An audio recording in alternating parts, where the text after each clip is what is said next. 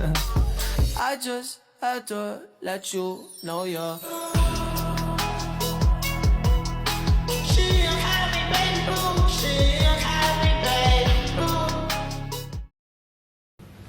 Halo semuanya, selamat datang di video ketiga tugas bisnis communication saya. Pada kesempatan kali ini, kita akan membahas salah satu topik yang sangat penting dan sering digunakan di dunia bisnis, yaitu Focus Group Discussion atau yang biasa disingkat FGD. Video kali ini disusun sebagai tugas mata kuliah Business Communication. Kita akan bahas mulai dari pengertian, karakteristik, kegunaan, dan cara melaksanakan, sampai kekuatan dan kelemahan FGD itu sendiri. Yuk kita mulai dengan santai. Jadi, apa sih sebenarnya FGD itu? Focus Group Discussion adalah metode atau teknik pengumpulan data dan informasi yang pertama kali dikembangkan di bidang marketing research. Dengan menggunakan FGD dalam waktu yang relatif singkat, kita bisa menggali secara mendalam mengenai persepsi, opini, sikap, motivasi, pengetahuan, masalah, dan harapan perubahan yang berkaitan dengan suatu masalah tertentu. Singkatnya, FGD adalah diskusi kelompok kecil yang dipimpin oleh seorang moderator terlatih. Tujuannya adalah untuk memahami pendapat orang-orang tentang suatu topik spesifik, lalu hasilnya bisa digunakan untuk mengarahkan tindakan di masa depan. Ini sangat berguna di bisnis, karena membantu perusahaan memahami apa yang sebenarnya diinginkan konsumen atau karyawan. FGD punya karakteristik khusus yang membedakannya dengan diskusi biasa. Pertama, peserta FGD idealnya berjumlah 7-11 orang. Kedua, peserta-peserta ini memiliki karakteristik yang mirip atau relatif homogen, disesuaikan dengan tujuan penelitian atau proyek. Ketiga, FGD adalah proses pengumpulan data. Jadi, yang paling diutamakan adalah proses diskusinya, bukan hasil akhir saja.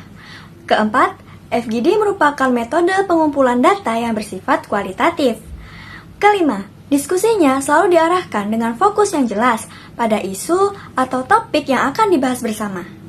Keenam, FGD harus dilakukan di tempat yang netral dan nyaman, supaya semua peserta merasa aman, bebas, dan tidak takut untuk mengungkapkan pendapatnya.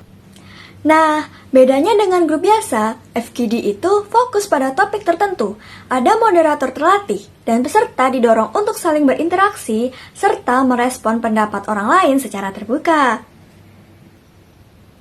Lalu, kenapa FGD ini penting di dunia bisnis? Ada 3 alasan utama. Pertama, untuk merancang kuesioner survei yang lebih baik. Kedua, untuk mengembangkan hipotesis penelitian. Ketiga, untuk mengumpulkan data kualitatif pada tahap perencanaan, pelaksanaan, monitoring, dan evaluasi suatu program atau proyek. Penggunaan dasarnya meliputi 4 hal. Problem identification atau mengidentifikasi masalah. Planning, perencanaan. Implementation, pelaksanaan, dan assessment, penilaian atau evaluasi. Kapan sebaiknya kita pakai FGD? Saat perusahaan sedang mempertimbangkan untuk meluncurkan program atau layanan baru, ketika kita butuh kedalaman dan nuansa opini, bukan hanya jawaban ya atau tidak. Ketika ingin menanyakan hal-hal yang sulit ditanyakan atau dijawab lewat survei tertulis. Tapi, ada saatnya kita harus menghindari FGD, yaitu kalau kita tidak bisa menepati komitmen yang dijanjikan kepada peserta. Kalau peserta tidak nyaman satu sama lain, kalau topiknya tidak sesuai atau sensitif bagi peserta, kalau proyek yang kita kerjakan membutuhkan data statistik atau angka yang akurat. Supaya lebih jelas, mari kita lihat salah satu studi kasus nyata yang paling terkenal tentang penggunaan FGD di dunia bisnis, yaitu studi kasus Domino's Pizza Turnaround 2009. Tahun 2009, Domino's Pizza mengalami krisis besar. Penjualan mereka turun drastis karena banyak pelanggan mengeluh bahwa rasa pizzanya tidak enak. Bahkan ada yang bilang pizzanya seperti kardus dan sausnya aneh. Daripada langsung menebak-nebak, perusahaan melakukan focus group discussion dengan 2 kelompok, pelanggan setia dan pelanggan yang pernah kecewa. Dalam sesi FGD yang dipimpin oleh moderator terlatih, peserta diberi kebebasan untuk berbicara secara terbuka dan jujur. Hasilnya sangat tajam. Mereka tidak hanya mengeluh, tapi juga memberikan masukan spesifik tentang apa yang salah dan seperti apa rasa pizza yang mereka inginkan.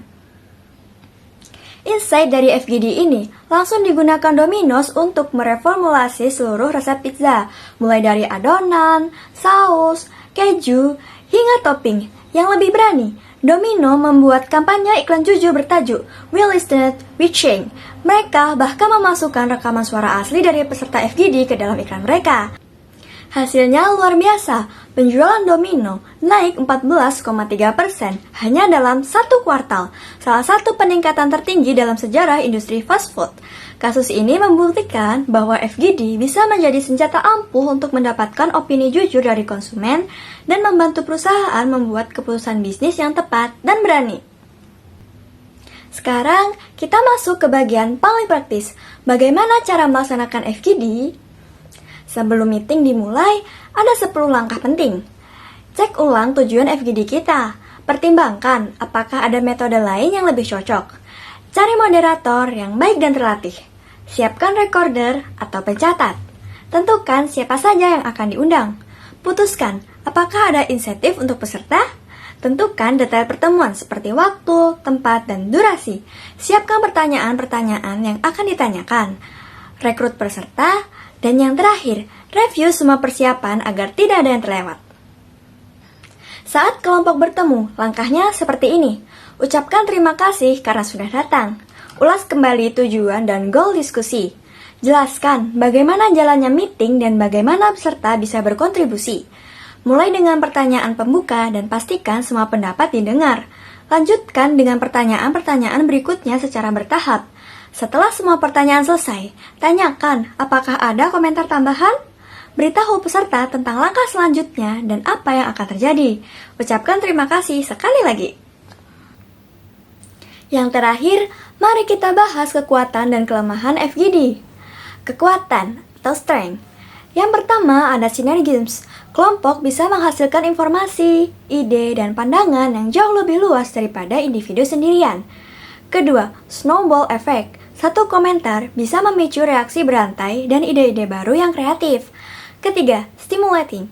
Diskusi kelompok terasa menyenangkan, sehingga orang lebih termotivasi untuk berpendapat. Yang keempat, security. Peserta merasa lebih aman dan bebas mengungkapkan perasaan dibanding wawancara satu lawan satu. Dan yang terakhir ada spontaneous. Jawaban lebih alami dan spontan karena terjadi interaksi langsung. Untuk kelemahannya atau weakness, yang pertama, karena cepat dan murah, FGD sering disalahgunakan untuk mendukung opini pengambil keputusan tanpa mengikuti prosedur yang benar. Kedua, tekniknya mudah dilakukan, tapi sangat sulit untuk menginterpretasikan datanya. Yang ketiga, FGD terbatas dalam mendapatkan informasi yang sangat mendalam dari satu individu karena waktu terbatas dan harus adil kepada semua peserta. Oleh karena itu, FGD sebaiknya digunakan sebagai pelengkap, bukan satu-satunya metode. Dan yang terakhir, FGD sangat bergantung pada kualitas moderator yang terampil. Kalau moderatornya kurang baik, hasil diskusinya tidak akan maksimal. Demikian penjelasan singkat mengenai focus group discussion dalam mata kuliah Business Communication. Dari studi kasus Domino's Pizza tadi, kita bisa lihat betapa powerfulnya FGD jika dilakukan dengan benar. Semoga video ini membantu teman-teman untuk memahami konsep FGD dengan lebih baik dan bisa diterapkan di dunia bisnis nanti. Terima kasih atas perhatiannya. Kalau ada pertanyaan, silakan komentar di bawah ya. Sampai jumpa di video selanjutnya. Dah. I just had to let you know you're